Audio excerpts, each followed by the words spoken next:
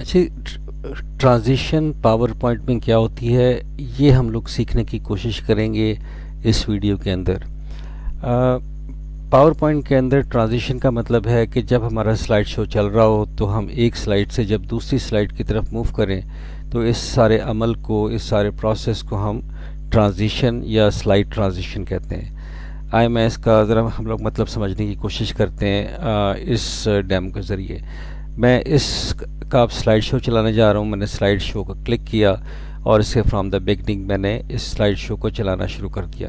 तो ये अब मेरा स्लाइड शो अब चल रहा है और इस वक्त मैं पहली स्लाइड पे मौजूद हूँ। और जब मैं एक स्लाइड से दूसरी स्लाइड पर जाऊँगा, क्लिक मैंने किया तो मैं दूसरी स्लाइड पर आ गया। तो ये क्या अमल हुआ, ये ट्रांजिशन का अमल हुआ। इसी तरीके से मैंने क्लिक किया तो ये मैं तीसरी स्लाइड पर आ गया और जब मैंने ये किया तो ये चौथी स्लाइड पर आ गया और क्लिक करने के बाद ये मेरी ट्रांजिशन ख़त्म हो गई। ये 4 स्लाइड थी। तो ड्यूरिंग स्लाइड शो एक स्लाइड से दूसरी स्लाइड की तरफ जब हम मूव करेंगे तो इस सारे अमल को हम क्या बोल रहे हैं, ट्रांजिशन बोल रहे हैं। अच्छा, अब ये जो ट्रांजिशन है जो अभी हमने देखी, ये बड़ी सिंपल सी है। इसको हम ज़्यादा एक्साइटिंग बना सकते हैं, ज़्यादा इंटरेस्टिंग बना सकते हैं। पावर पॉइंट का एक फ़ीचर है जिसका नाम ही ट्रांजिशन है। इस ट्रांजिशन को, इस टैब को हम अगर क्लिक करते हैं, ट्रांजिशन के टैब को, तो पावर पॉइंट ने हमें ये बहुत सारी जो ट्रांजिशंस हैं वो दी हुई हैं, जिसके अंदर थोड़ी बहुत एनिमेशन है। अगर मैं इसको एक्सपेंड करता हूँ तो यहाँ पर देखें, सबटल भी है, एक्साइटिंग भी है, डायनेमिक कंटेंट भी है। ठीक है। अब अगर मैं किसी एक स्लाइड पर मैं इसको अप्लाई करता हूँ, फॉर एग्ज़ाम्पल मैंने ये जो पुश था, पुश वाली जो थी, इसको मैंने क्या कर दिया, इस पर मैंने ये ट्रांजिशन अप्लाई कर दी। जैसे ही मैं ये इसे क्लिक करूँगा, आप देखिएगा कि ये जो स्लाइड है ये प्रीव्यू दिखाएगी कि जब ये वाली स्लाइड से हम दूसरी स्लाइड पर जाएंगे, ये जब हम इस स्लाइड के ऊपर आएंगे तो ये स्लाइड कैसे लैंड करेगी स्लाइड शो के अंदर। तो जैसे ही मैंने इसको सिलेक्ट किया तो ये देखें, जब ये हम इस स्लाइड पे आएंगे तो ये इस तरीके से मूव करेगी। अगर यही जो इम्पैक्ट है, यही ट्रांजिशन मैं सब पर अप्लाई करना चाहूँ तो मेरे पास यहाँ पर ऑप्शन है अप्लाई टू ऑल। जैसे ही मैंने अप्लाई टू ऑल किया तो ये पुश वाली जो ट्रांजिशन थी ये तमाम के ऊपर अप्लाई हो गई। अब जब मैं स्लाइड शो चलाऊँगा और मैंने स्लाइड शो को क्लिक किया, फ्रॉम द बिगनिंग किया, तो आप देखेंगे कि ये मेरी पहली स्लाइड थी। इसके बाद मैंने क्लिक किया तो ये मेरी दूसरी स्लाइड आ गई, ये फिर मेरे पास तीसरी आ गई और इसकी तरह ये चौथी स्लाइड आ गई और ये मेरा स्लाइड शो मेरा मुकम्मल हो गया। अच्छा, अब इसके अंदर ये जो स्लाइड शो थी, ये तो एक हमने ट्रांजिशन एक स्लाइड के ऊपर लगाई थी। हमारे पास ये भी हमारे पास मौजूद है, ये फीचर भी है कि हम डिफरेंट ट्रांजिशन डिफरेंट स्लाइड्स के ऊपर लगा सकें। जैसे कि ये जो है, इस पर तो ऑलरेडी हमने जो पुश की ट्रांजिशन लगाई हुई है। मैं फर्स्ट स्लाइड पे जाता हूँ और मैं कहता हूँ कि इसके ऊपर ये शेप की जो है ट्रांजिशन अप्लाई हो जाए। तो जैसे मैंने इसको शेप किया तो यहाँ पर देखें, ये इस तरीके से ये अपीयर होगी। मैं तीसरे पे आता हूँ और इस पर मैं कहता हूँ कि ये वाली जो ट्रांजिशन है ये इस तरीके से अप्लाई हो। मैं थर्ड पे जाता हूँ और मैं इसके ऊपर कोई दूसरी, जैसे कि ऑर्बिट है, इसे मैंने क्लिक किया तो ये देखें ये इस तरीके से अप्लाई हो रही है। और जब मैं इसका स्लाइड शो अप्लाई करूँगा और मैंने स्लाइड शो चलाया तो आप देखिएगा जो 4 ट्रांजिशन हमने मुख्तलिफ स्लाइड्स पे लगाई थी, उसी तरीके से आपकी स्लाइड जो एक स्लाइड से दूसरी स्लाइड की तरफ हम लोग मूव करेंगे। तो जैसे मैंने इसको फ्रॉम द बिगनिंग किया तो ये हमने पुश की स्लाइड ट्रांजिशन इस स्लाइड पे अप्लाई की तो ये नीचे से ऊपर की तरफ आ गया। मैं दोबारा क्लिक करता हूँ तो ये देखें इस तरीके से आ रही है, फिर ये इस तरीके से आ रही है और फिर ये आखिरी ये इस तरीके से आई है। तो ये हमारी जो ट्रांजिशंस थी जो हमने इन स्लाइड्स के ऊपर अप्लाई की थी और डिफरेंट टाइप्स की ट्रांजिशन थी। अच्छा, अब इसके अंदर हम कुछ और काम भी कर सकते हैं। अगर मैं इस ट्रांजिशन को क्लिक करूं तो यहाँ पर देखें मेरे पास डिफरेंट ऑप्शंस हैं।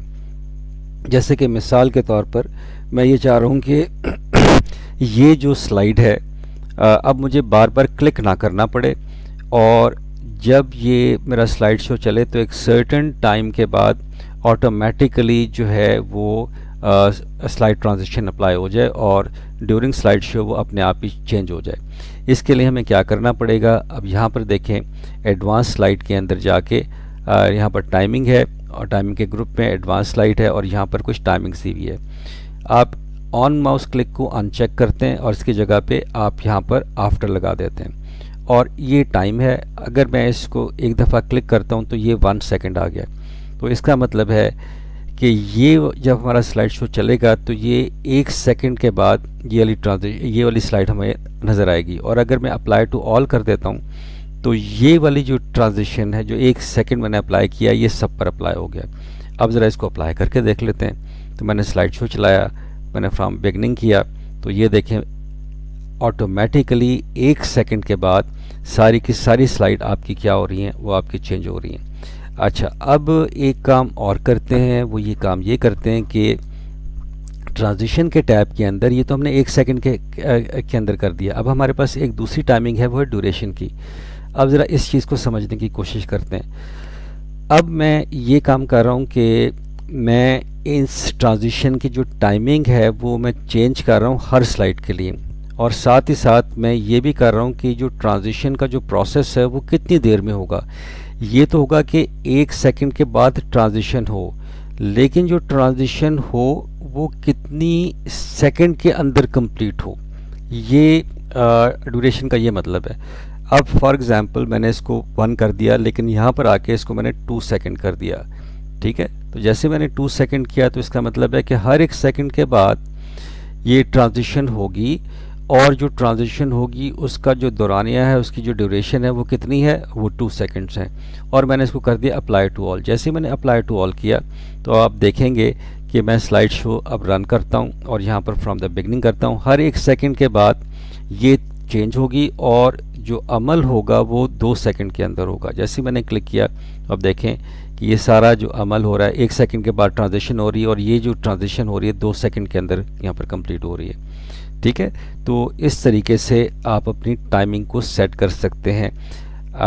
अब टाइमिंग सेट करने का एक और तरीका भी देख लें, और इसका फ़ायदा हमें तब होता है जब हमारे पास एक लिमिटेड टाइम होता है और हम अपनी प्रेजेंटेशन की रिहर्सल भी कर रहे होते हैं, और हमें ये पता है कि इस स्लाइड के ऊपर हमने इतना टाइम लगाना है, दूसरी स्लाइड के ऊपर हमने इतना टाइम देना है, तो उसको भी हम सेट कर सकते हैं अकॉर्डिंगली। अब यहाँ पर स्लाइड ट्रांजिशन पर आएँ और मैं ये कहता हूँ कि ये जो ट्रांजिशन है ये कितने सेकंड के बाद होनी चाहिए। फॉर एग्जांपल मुझे पता है कि जब मैं what is transition in power point ये सारी चीज़ें मैं बोलूँगा तो ये 2 सेकंड के अंदर या मैक्सिमम 3 सेकंड के अंदर ये मैं सारी बात कर दूँगा।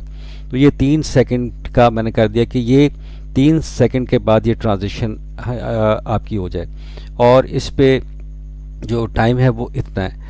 इसके बाद फिर मैं इस स्लाइड पर आता हूँ और मैं ये स्लाइड पे इस पे मुझे फॉर एग्जांपल 5 सेकंड लगाने, तो मैं इस पे क्या कर देता हूँ, मैं इसको 5 सेकंड सेट कर देता हूँ। फिर उसके बाद मैं इस पर आता हूँ और मुझे पता है कि इस पर मुझे ज़्यादा टाइम लगाना है। फॉर एग्जांपल मुझे इस पे 7 सेकंड लगाने, और इसके ऊपर जो लास्ट स्लाइड है हो सकता है कि मुझे सिर्फ 3 सेकंड लगाने, तो ये या 4 सेकंड लगाने। तो मैंने हर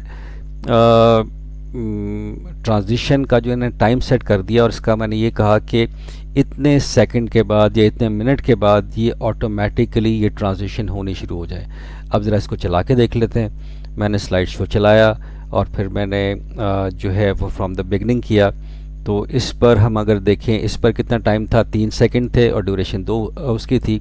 तो अब मैंने स्लाइड शो चलाने के बाद मैंने फ्रॉम बिगनिंग किया तो देखें 3 सेकंड के बाद अब ये आपकी ट्रांजिशन होगी और ये 2 सेकंड में हो रही है।